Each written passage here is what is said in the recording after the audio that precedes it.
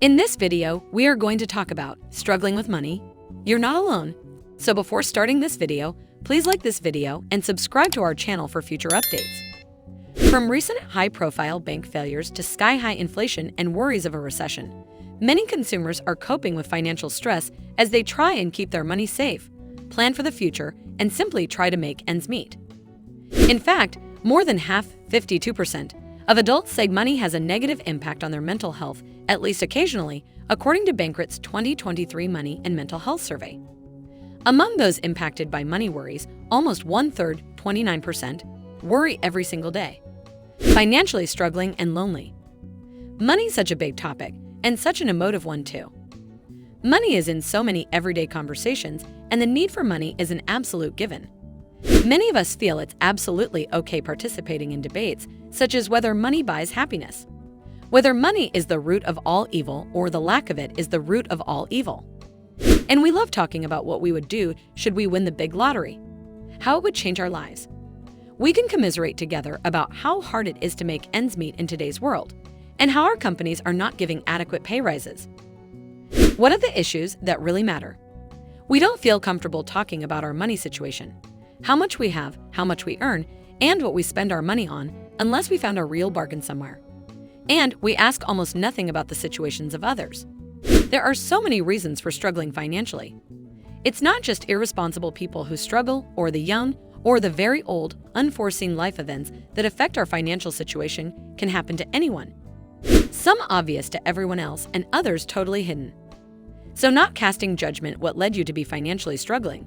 Rather, let's consider how our society perpetuating the money taboo adversely affects you. You have our empathy. No matter how much or little money you had at the start of your journey down the slope, you probably have had so much stress and anxiety to deal with on the way. And we realize that you have likely been very lonely, not being able to freely talk about what's going on for you. So if you are one of the many people who feels lonely as a result of struggling financially, or you know of someone who feels loneliness from this, then read on.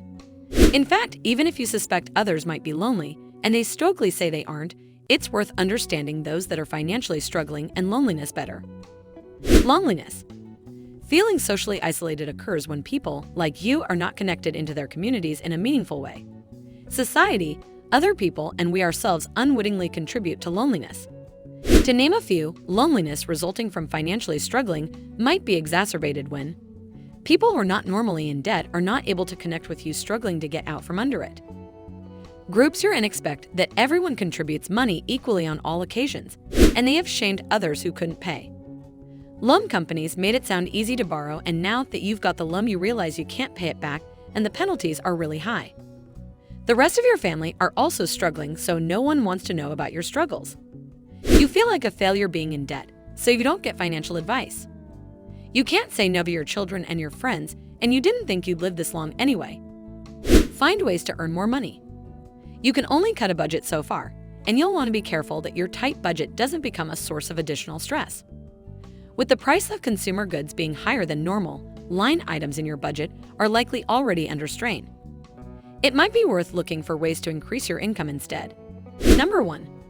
Work a few extra hours. Try talking to your employer about putting in some extra time each week if you're paid hourly or at least eligible for overtime pay. Number 2. Negotiating for a raise.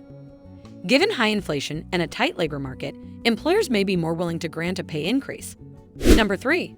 Selling items you no longer need.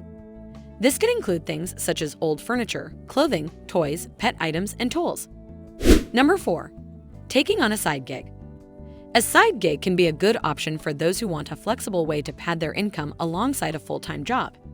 This could include things like delivering food, tutoring, or running a blog. The money can really add up, considering the monthly average and median income from side hustles in 2022 was $996 and $400, respectively, according to a Bankrot survey.